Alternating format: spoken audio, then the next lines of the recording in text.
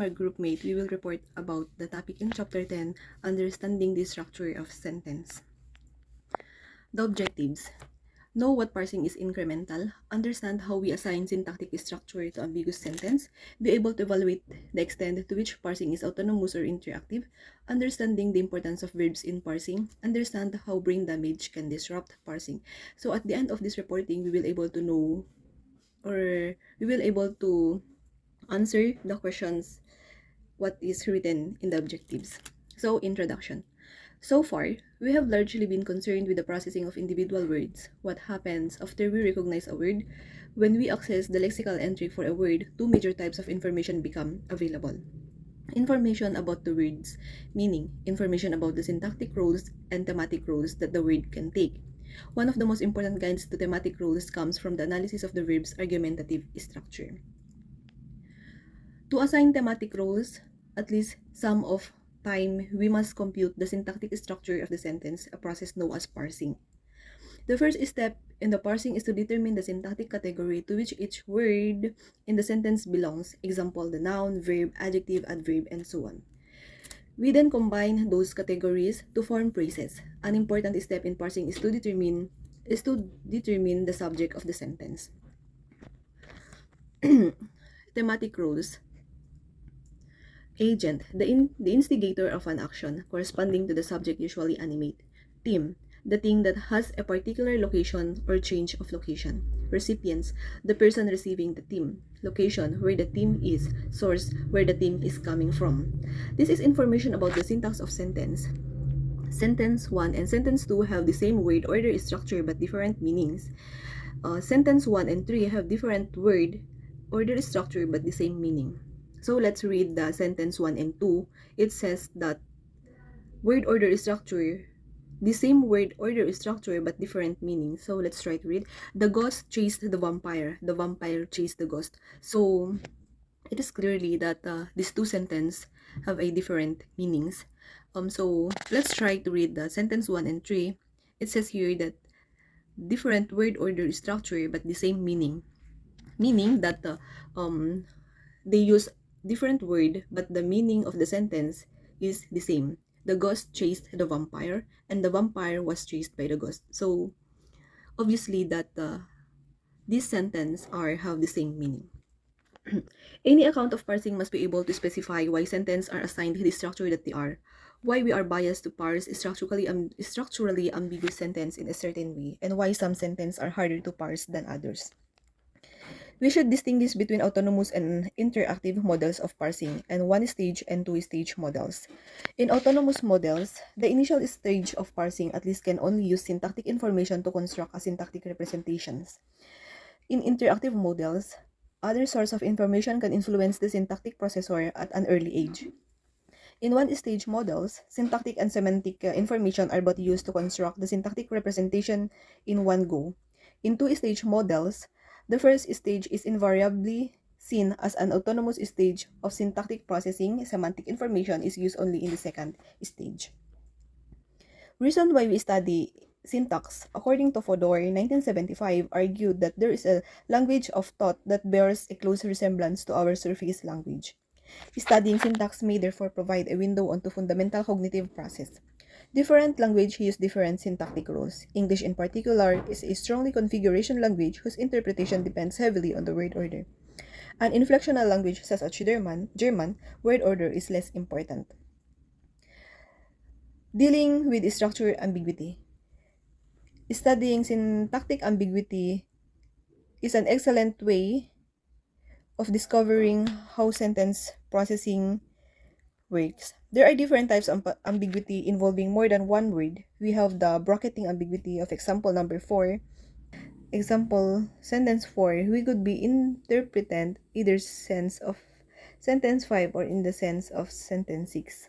Old men and women live first. Old men and women. Old men and women. According to the serial autonomy model, we experience the garden path effect because the single syntactic grounds turns out to be incorrect. According to the parallel autonomy models, one representation is much more active than the others because of the strength of the syntactic cues but this turns out to be wrong. According to the interactive model, various sources of information support analysis more than its alternative. However, later information is inconsistent with these initial activation levels. Moving on to the early work of parsing.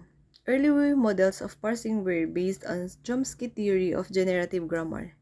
In particular, psychologists tested the idea that understanding sentences involved retrieving their deep structure. For early psychologists, still influenced by ideas from transformational grammar such as autonomy of syntax and the process of language understanding was a simple story.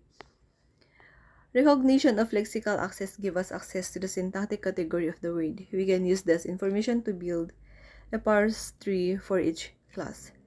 It is only when each clause is completely analyzed that we finally start to build a semantic representation of the sentence.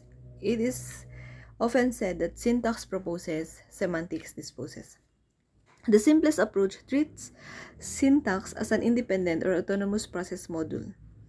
Only syntactic information is used to construct the parse tree. What size are the units of parsing? What are the constituents used in parsing and how big are they? According to Jarvella, 1971, showed listeners only begin to purge memory of the details of syntactic constituents after a sentence boundary has been passed. One of the first techniques used to explore the size of the syntactic unit is parsing the click displacement techniques, according to Fodor and Beaver 1965, Garrett Beaver, and Fodor 1966. The basic idea was the major processing units resist interruption. In general, language processing interacts with the representation of visual scenes so linguistic information can determine where we look next. The processor draws on different sources of information, some of them non-linguistic, at their earliest opportunity to construct as full an interpretation as possible. The language processor operates incrementally. It rapidly constructs a syntactic analysis for a sentence fragment, assigns in the semantic interpretation, and relates this interpretation to work knowledge. Moving on to parsing strategies based on surface structure cues. The surface structure of the sentence provides a number of obvious cues to the underlying syntactic representation. One obvious approach is to use these cues and a number of simple strategies that enable us to compute the syntactic structure. The earliest detailed exposition of this idea were by Beaver 1970 and Fodor and Garrett 1967. This researcher detailed a number of parsing strategies that use only syntactic cues. The simplest example is that when we see or hear a determiner such da or a, we know a noun phrase has just started. Second example is based on the observation that although word order is a variable in English and transformation such as passivation can change the common structure. Non-verb noun often maps on what is called canonical sentence structure, SVO, subject, verb, objective.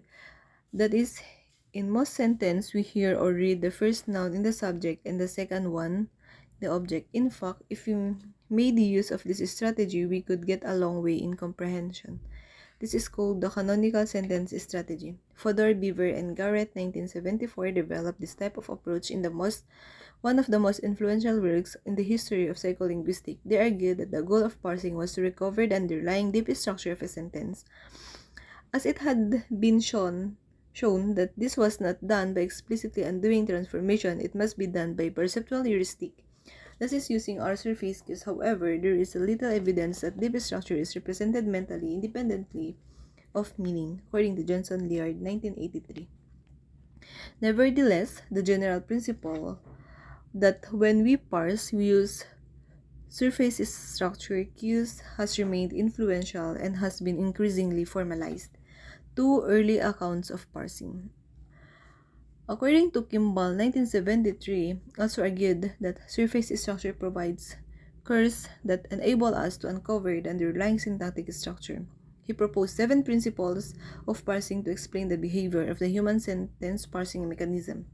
He argued that we initially compute the surface structure of a sentence guided by rules that are based on psychological constraints such as minimizing memory load. He argued that their principles explain when sentences are assigned the structure that they are. So here are the 7 principles of parsing according to Kimball. First principle is that parsing is top-down except when a conjunction such as "and" is encountered. It means that we start from the sentence node and predict constituents. Second principle is called right association, which is that the new word are preferentially attached to the lowest possible node in the structure constructed so far. Third principle was no new nodes, function, word, signal, and new phrase.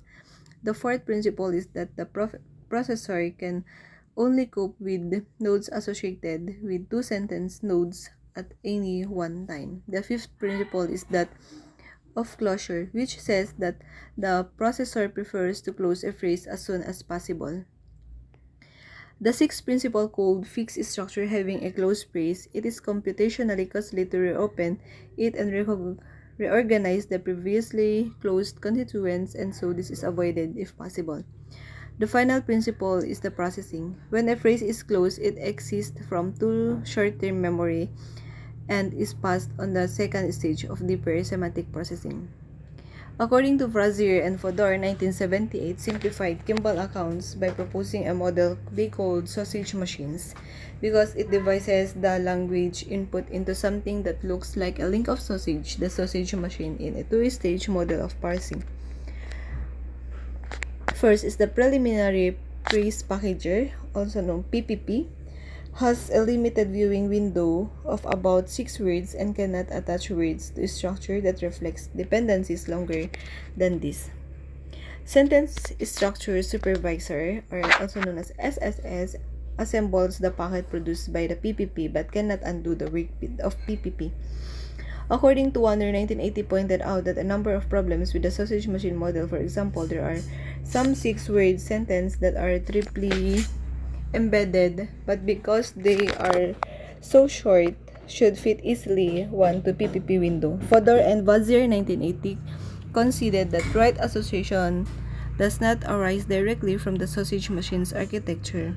They added a new principle that governs the performance of the sausage machine, which says that the right association operates when minimal attachment cannot determine where a constituent should go. The sausage machine evolved into one of the most influential models of parsing, the garden path model. Processing structural ambiguity. This gives us an important tool in evaluating alternative models of how the syntactic processor operates. Two models have dominated research on parsing. The garden path model is an autonomous two-stage model, while the constraint-based model is an interactive one-stage model. Two models, the garden path model. According to the garden path model example, Frazier 1987, parsing takes place in two stages. In the first stage, the processor draws only on syntactic information. If the incoming material is ambiguous, only one structure is created. Initial attachment is determined only by syntactic preferences dictated by the two principles of minimal attachment and late closure. Constraint-based model of parsing. A type of interactive model called the constraint-based approach has become very popular. Example, Boland, Tannenhaus, and Gansey, 1990, etc. On this account, the processor uses multiple sources of information, including syntactic, semantic, discourse, and frequency-based, called constraints. Evidence for autonomy in syntactic processing. The garden path model says that we resolve ambiguity using minimal attachment and late closure without semantic assistance. As in 22, inconsistent with late closure, it does not cause the processor any problem. In 23, is not ultimately consistent with late closure, however, and the processor tries in the first instant to attach the NP a mile and a half to the first web. Example in sentence in 22, since J always jogs a mile and a half since seems a short distance to him. In 23, since J always jogs a mile and a half seems a very short distance to him. In an eye movement study, Frazier and Rayner 1982 found that the reading time was longer for 23 than 22. And in 23, the phase fixation in the disambiguating region was longer. Rayner and Frazier 1987 monitored participants' eye movement while they read sentences such as in 24 and 25. when we start to read 24, minimal attachment leads to the adoption of the structure that contains the fewest number of modes. Hence, when we get to his sins, the simplest analysis is that his sins is the object of confess rather than the more complex analysis and that it is the subject of the complement clause. Readers should therefore be led up the garden path in 24 and will then be forced to reanalyze when they come to harm. However, in 25 should not lead to a garden path because that blocks the object analysis of the sentence. Rayner and Frazier found that participants did indeed experience difficulty when they reach harm in 24 but not in 25. Ferreira and Clifton in 1986 describe an impairment that suggests the semantic factors cannot prevent us from being garden path. Garden path theory predicts that because of minimal attachment, when we come across the word examined, we should take it to be the main verb in 26 and 27 rather than the verb in a reduced relative clause. The defendant examined by the lawyer turned out to be unreliable. Sentence in 27, the evidence examined by the lawyer turned out to be unreliable. Consider what sorts of structure we might have generated by the time we get to the word examine in 26 and 27. Examine requires an agent. In 26, the defendant is animate and can therefore fulfill the role of agent. As in the defendant examine the evidence. But of course, the defendant can also be what is examined, so the syntactic structure is ambiguous between a reduced relative clause and a main verb analysis. In 27, the evidence is inanimate and therefore cannot fulfill the role of the agent. It must be what is examined, and therefore this structure can only be a reduced relative. Mitchell, 1987, on the basis of data from a self-paced reading task where participants read a computer display and press a key every time they are ready for a new word or phrase, conclude that the initial stage only make use of part of speech information and that detailed information from the verb only affects the second evaluate stage of processing. Consider sentences 28 and 29. In 20 example sentences in 28, after the child had visited, the doctor prescribed of a course of injections. In 29, after the child had sneezed, the doctor prescribed a course of injections. In 28, according to the garden path theory, the professor prefers to assign the phrase the doctor as direct object of visited. As expected, participants were garden path by in 28. However, if semantic and thematic information about verbs is available from an early stage than in 29, thematic information should tell the processor that is this cannot take a direct object, a process called lexical guidance. Van Gampel and Pickering, 2001, came to the same conclusion using an eye movement methodology. Readers experience difficulty after sneeze. This experiment suggests that the first stage of parsing is short sight and does not use semantic or thematic information. Ferreira and Henderson, 1990, examined data from eye movements and word-by-word self-paced reading of ambiguous sentences, concluding that verb information does not affect the initial parse, although it might guide the second stage of re-analysis. The syntactic analysis represents semantic analysis and is independent of it, considered in sentence number 30 and 31. In 30, the message that was shot. In 31, the message of that shot. In 30, the target word shot is syntactically appropriate, but semantically anomalous. In 31, the target is both syntactically and semantically anomalous. In 31, we do not observe any inhibition. In the naming task, there is no sensitivity to semantic anomaly, but there is sensitivity to the syntactic inappropriateness of the target in 31. Bradin and Safran, 1999, describe a patient DM who had a significant and pervasive loss of semantic knowledge as a result of dementia. For example, he found it very difficult to match a picture of an object to another appropriate picture. Example, knowing that a pyramid is associated with a palm tree rather than a pine tree. He performed extremely well at detecting grammatical violations. Example, he knew that what did the exhausted young woman say was ungrammatical. He also had no difficulty in assigning semantic rules in a sentence. Example, he could correctly identify who was being carried in the sentence. The tiger is being carried by the lion. even though he had difficulty in recognizing lions and tigers by name. Evidence for autonomy in syntactic processing. Brain imaging, a negative event-related potential ERP found for 100 ms after an event, and hence called the N400, is thought to be particularly sensitive to semantic processing and is particularly indicative of violations of semantic expectancy. Uh, a sentence such as 32 in 32 generates a semantic anomaly. Sentence in 32, Boris noticed a puncture and got out to change the wheel on the gazelle. The N400 ms after the anomalous wave gazelle. There is also a positive wave found 600 ms after syntactic violation Haggart, Brown, and Grothsen, 1993, Strayhout and Halcombe, 1992. A P600 would be observed within sentence 33. Boris persuaded to fly. And these anomalies can be used to map the time course of syntactic and semantic processing. These ERP data suggest that syntactic and semantic processing are distinct. For example, in Sweet, Darnell et al. Osterhout and Nicole, 1999, gave participants sentences with different types of anomaly to read 34 to 37. Sentence in 34, the cats won't eat the food that Mary leads them. In 35, the cats won't bake the food that Mary leads them. Semantic anomaly. In 36, the cats won't eating the food that Mary leads them. Syntactic anomaly. In 37, the cats won't taking the food that Mary leads them. Doubly anomalous.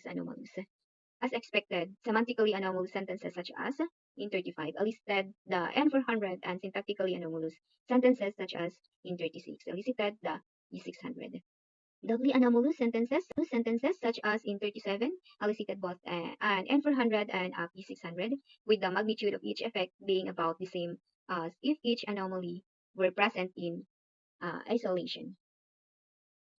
Evidence for interruption in syntactic processing. The experiments discussed so far suggest that the phase stage of parsing only makes use of syntactic preference based on minimal attachment and late closure and does not use semantic or thematic information.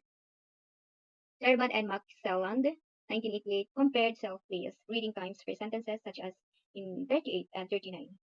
Sentences in 38, the thieves stole all the painting in museum while the guard slept. In 39, the thieves stole all the paintings in the night while the guard slept. In sentence 39, it's a minimal attachment structure, but in 38 is not. In 38, the phrase in the night must be formed into a verb phrase with stole.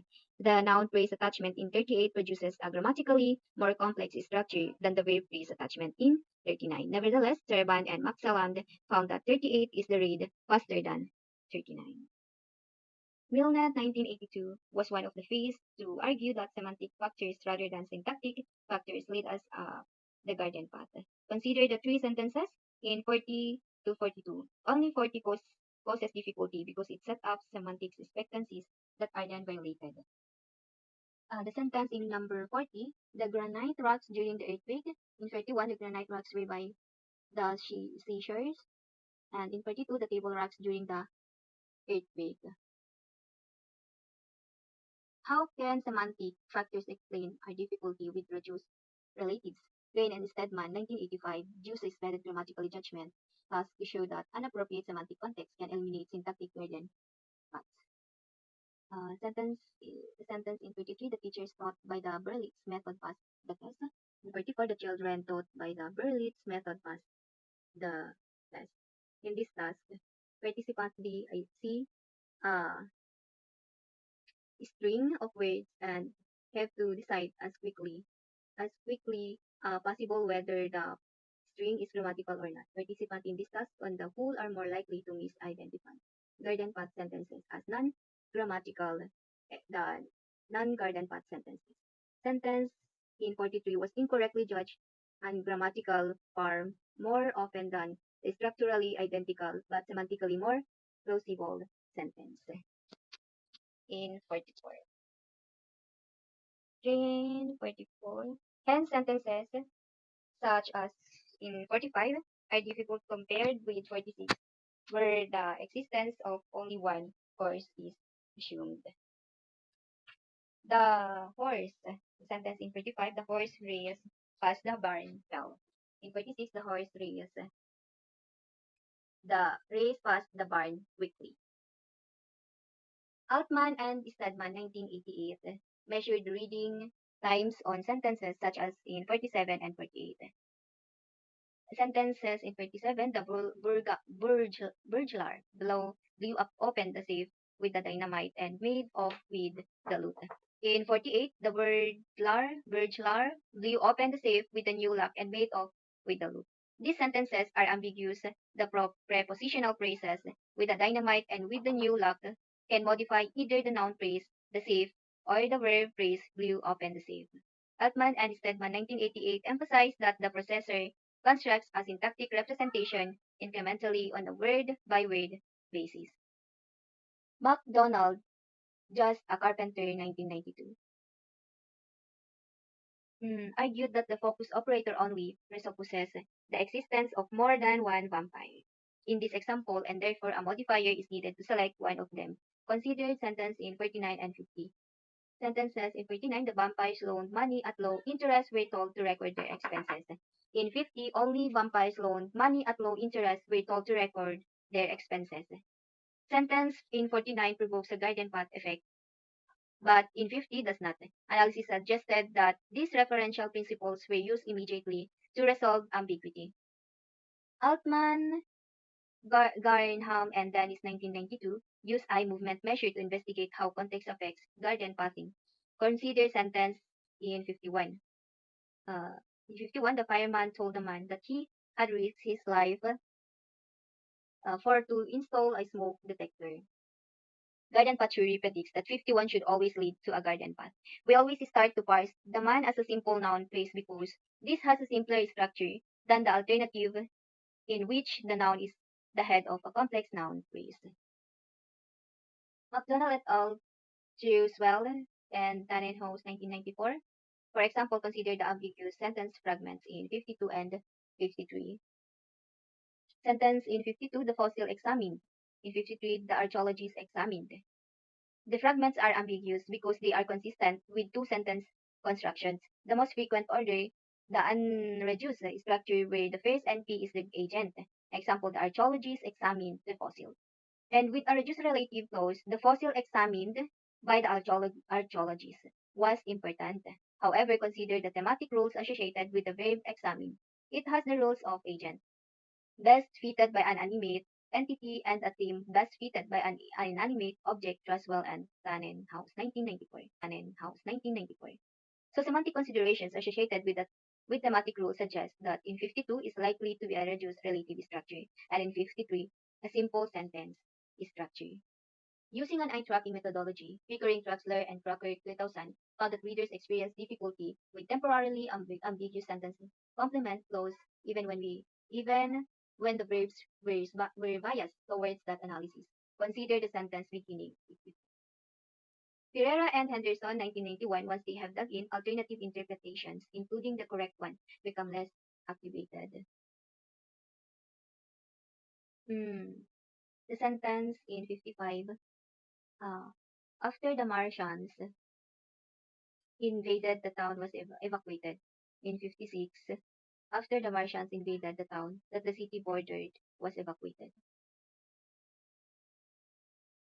For example, increasing the gap between the ambiguity and the disambiguating information causes the comprehenders to dig in as they become more committed to the wrong analysis. Example, in 55 is easier than 56 materials form. In 57, only the past tense is consistent with the preceding context. The information eventually constrains the processor to a particular syntactic interpretation, but in 58, both senses are consistent with the context. Although contextual constraints are rarely strong enough to restrict activation to the appropriate alternative, they provide useful information for distinguishing between alternative candidates. Tannenhaus et al. Pointed out that in this sort of experiment, the context may not be immediately available because it has to be retrieved from memory. They examined the interpretation of temporarily ambiguous sentences in the context of a visual array so that information is immediately available. They auditorily presented participants with the sentence in 59 with one of two visual contexts. Cross-linguistic differences in attachment. Final point concerns the extent to which any parsing principles apply to language other than English.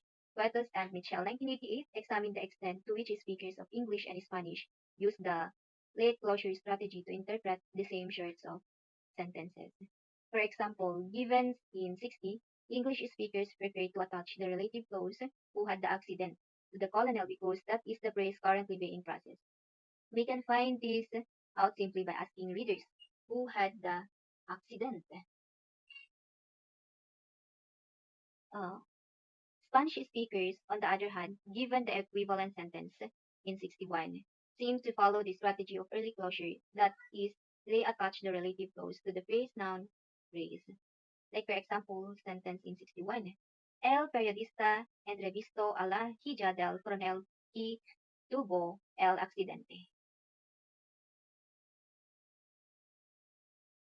Cross-linguistic differences in attachment. The results of this study can be explained in one of three ways. First is the late closure may not originate because of processing advantages and the choice of the strategy. Early versus late closure is essentially an arbitrary choice of indifferent languages.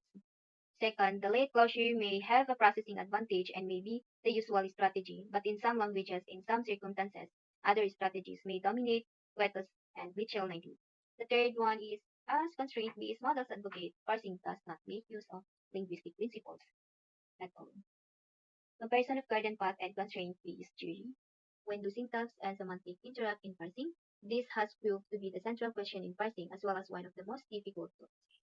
In serial two-stage models such as the garden path model and constraint-based model. Other models of parsing, alternative approaches to garden path, and constraint-based trees have recently come to the fore.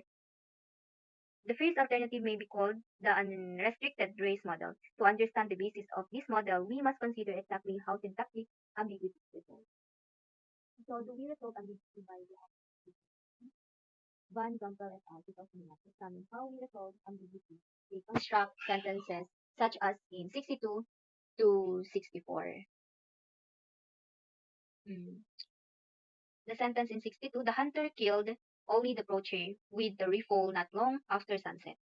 The hunter killed only the leopard with the rifle not long after sunset. In 64, the hunter killed only the VP condition. In 64, only the NP attachment is plausible, that the leopard had disguise as you cannot kill with disguise.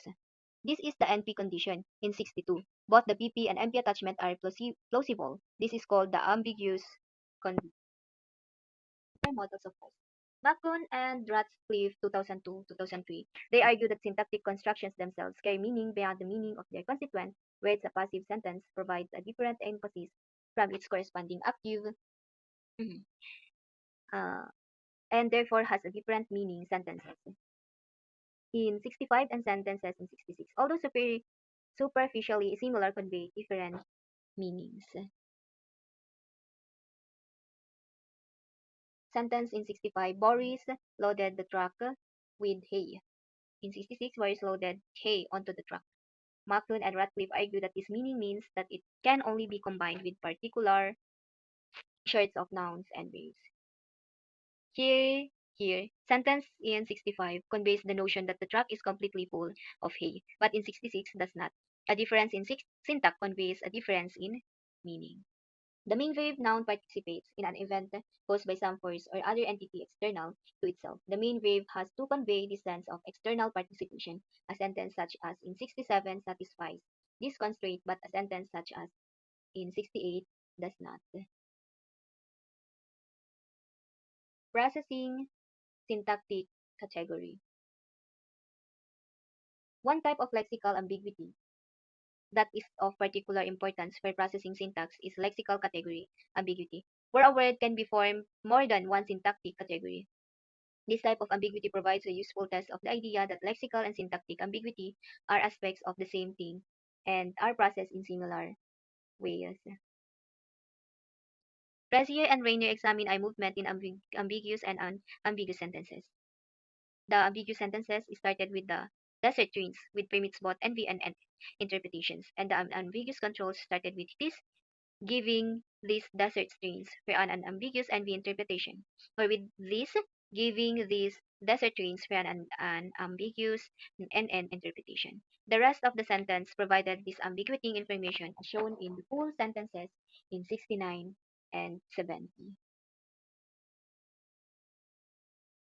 Frazier and Rayner control sentences in 72 and 71 and 72 in isolation read acquiredly.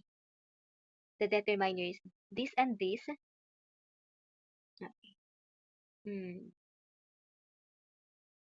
The sentence in 71, I know that this desert trains young people to be especially dull. In 72, I know that these desert trains are especially dull on young people.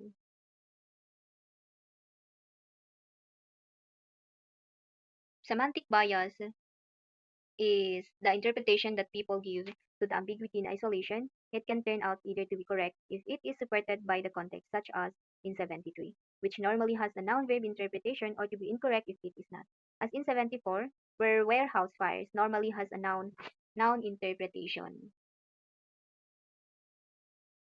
According to the constraint-based model, a strong semantic bias should have an immediate effect. The pattern of results favor the constraint bias model. Semantic stress. Sentence in 75, she saw her duck. What happens when we encounter an ambiguous fragment such as in 75? In this situation, the continuation using duck in its sense as a verb example, she saw her duck and ran, is statistically more. Gaps, traces, and unbounded dependencies. Syntactic analysis of sentences suggests that sometimes constituents have been deleted or moved. Compare 76 and 77. Vlad was selling and Agnes was buying. Vlad was selling and Agnes buying. Sentence 77 is perfectly grammatically well formed. The verb was has been deleted to avoid repetition, but it is still there, implicitly. Its deletion has left a gap in the location mark. There is no trace in 78, but in 79, sharpen is the transitive verb demanding an object. The object sword has been moved, leaving a trace indicated by T. This type of structure is called an unbounded dependency, because closely associated constituents are separated from each other and can in principle be infinitely far apart.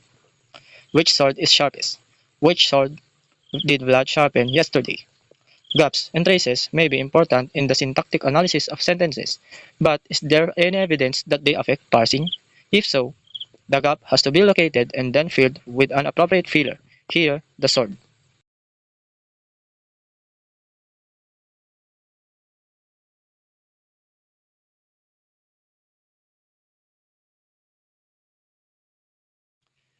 There is some evidence that we fill gaps when we encounter them. First, traces place a strain on memory. The dislocated constituent has to be held in memory until trace is reached. Second, processing of the trace can be detected in measurements of a brain's electrical activity. Garnsey, Tannenhaus, and Chapman, 1989, Klander, and Kutas, 1993.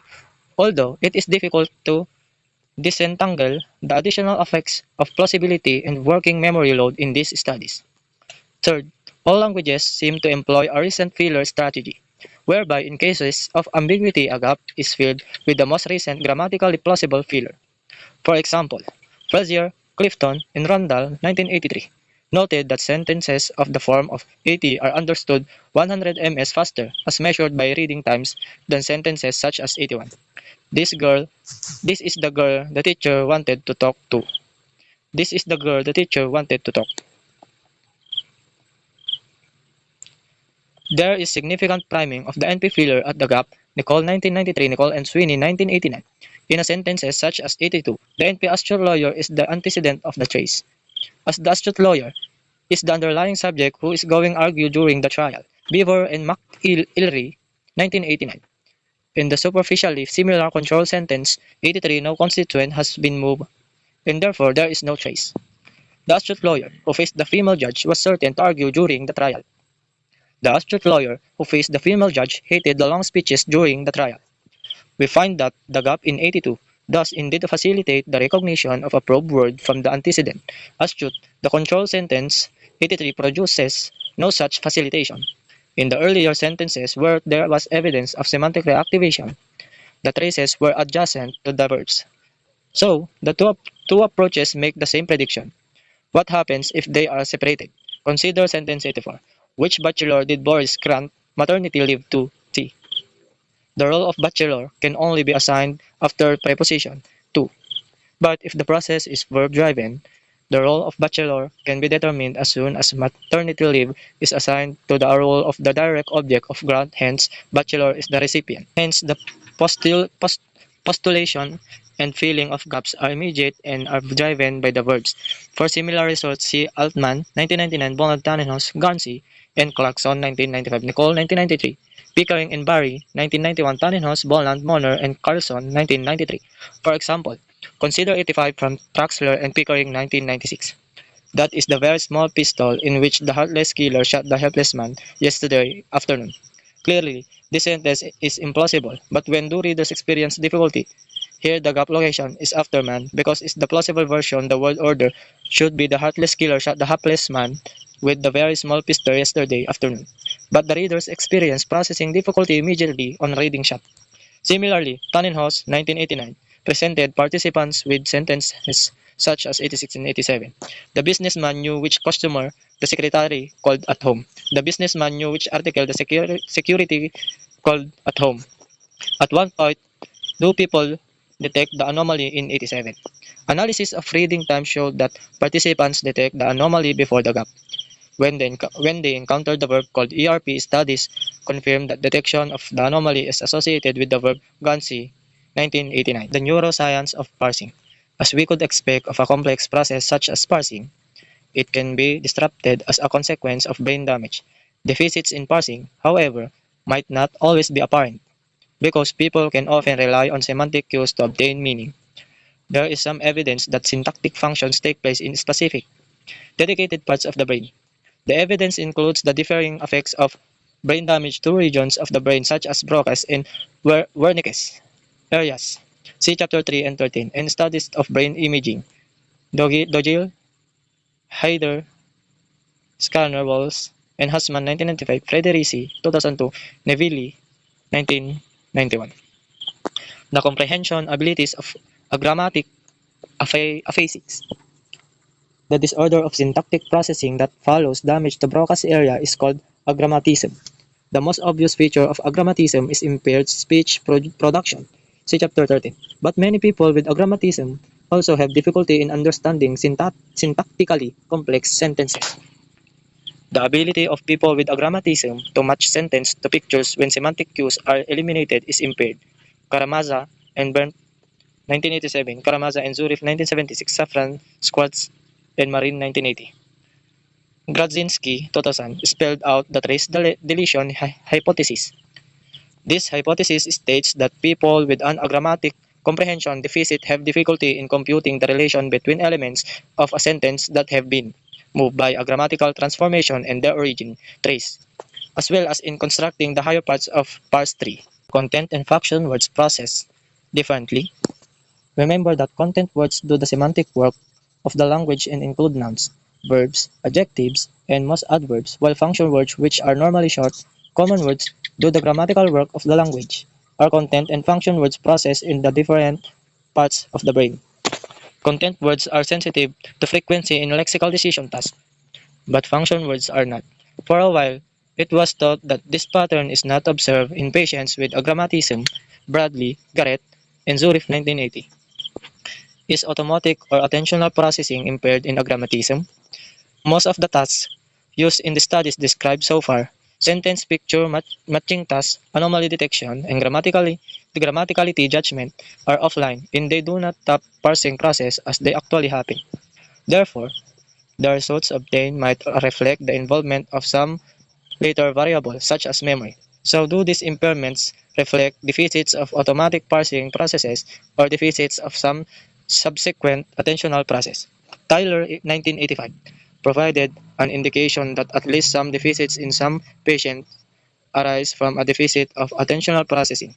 She examined aphasic comprehension of syntactic and semantic anomalies, comparing performance on an online measure, monitoring for one particular word, with that on an offline measure, detecting an anomaly at the end of the sentence. She found patients who perform normally on the online task but very poorly on the offline task. This suggests that the automatic parsing processes were intact, but the attentional processes were impaired. Evaluation of work on the neuroscience of parsing.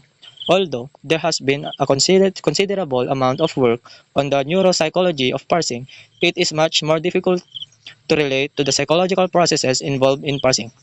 Much, much of the work is technical in nature and relates to linguistic theories of syntactic representation. It is also unlikely that there is a single cause for the range of deficits observed. Tyler, 1995.